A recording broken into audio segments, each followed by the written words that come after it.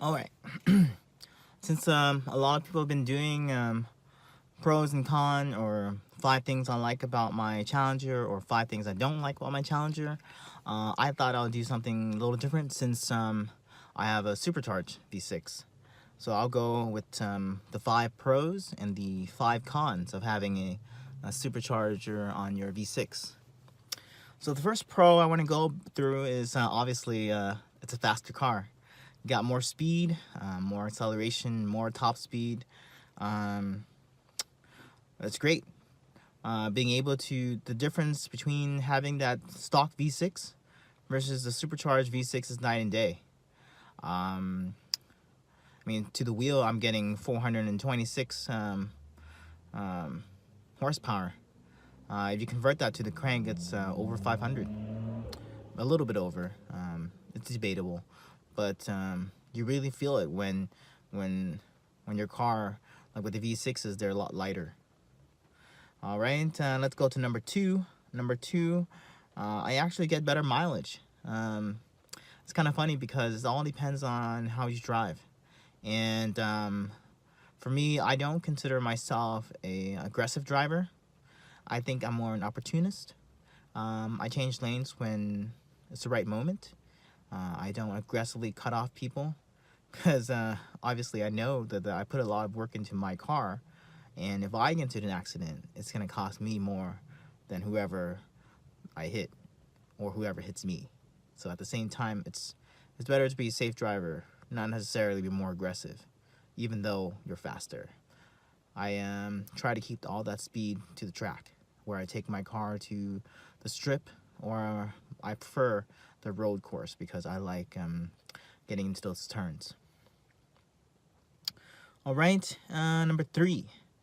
Number three is, let me see. It sounds cool. It definitely sounds amazing. That supercharger in there, you can hear that jet sound. I have a rip supercharger, so you don't really hear a whining sound. It's more of a jet sound. So here, let me start it up for you guys to hear.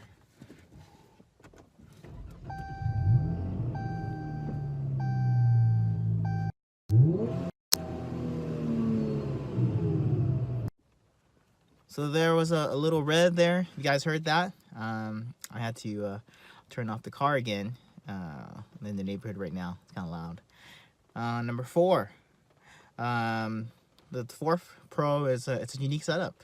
Not a lot of people out there have their own build, especially in California. You don't see a lot of supercharged V6s, especially with the Challenger. We have very strict carb emission rules here. I've only seen one other supercharged V6, and it's a friend of mine on Instagram, War Machine. He has a supercharged Charger though, and a different setup. Not through RIP, he has it through, I believe, I can't remember on top of my head, but he has a different setup. Sprintex, that's his setup. That's his setup. A little bit different from mine. We haven't compared who's faster yet. Obviously, it's a little different.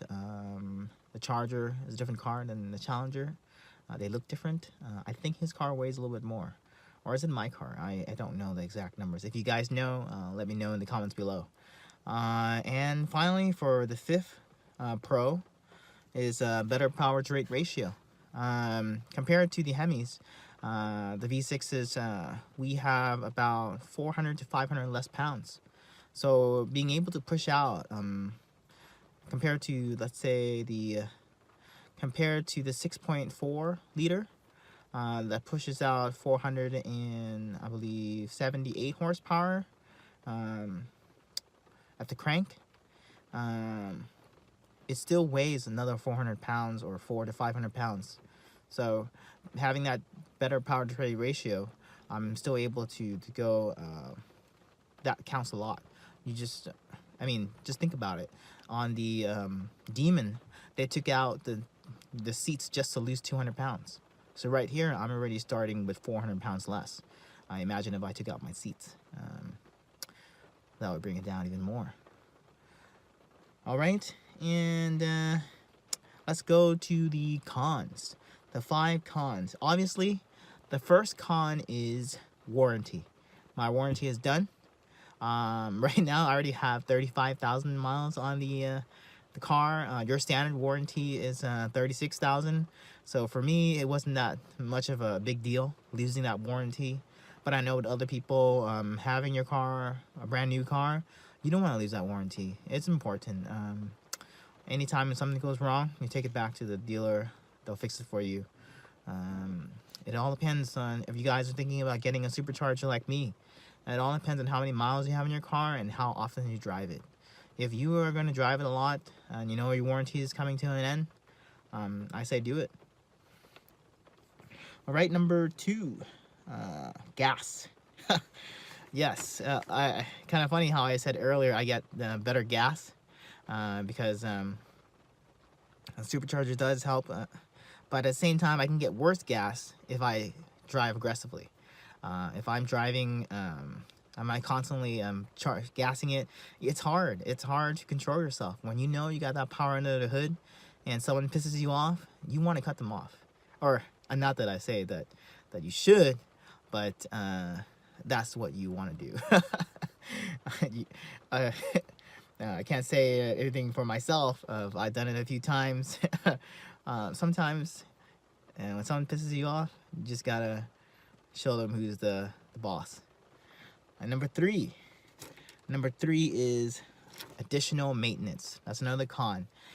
With having a supercharger, you gotta do additional maintenance. You gotta check it up every now and then.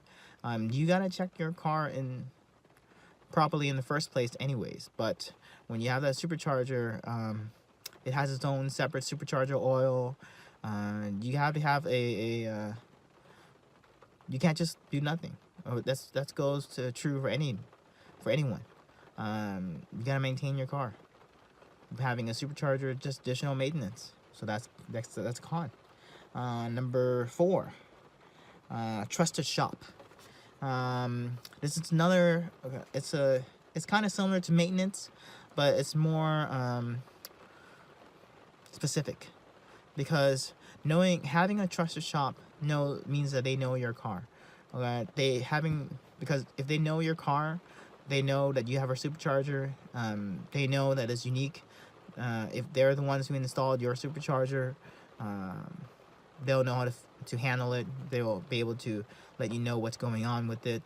I think it's very important to have a trusted shop. You can't just go to anyone. You don't want to go to someone who doesn't have the proper experience, expertise working on your car. And when your car is stock, it's easy. You just go to any mechanic. But when it's like mine, when it's a built car, you gotta go to someone you can trust. All right, and the fifth con is unique parts. With it having unique parts, the supercharger from RIP, anytime when something goes wrong, you have to turn it back to the manufacturer. Only they can figure out what's going on with it. Only they can fix it for you. You can't just go to, like I said, you can't just go to any shop. You can't just go to the dealer. It's specific. You have to go to a specific spot, specific person. Luckily, RIP is very good, and they actually do have I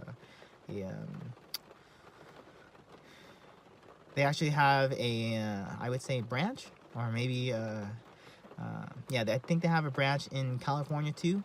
Because when my supercharger had some issues, I was able to turn it into their branch in California. They fixed it up and then gave it back to me. But those are things that you have to deal with when you have a unique car, unique build. So for those who are thinking of getting their car supercharged, check out this video. You can see the pros and cons that I have. Here, I'll list them up at the end of the video too. So I apologize for my hesitation and my nervousness. I would say I normally don't appear in front of the video, so this is the first for me. I hope you guys enjoyed it, and see you soon.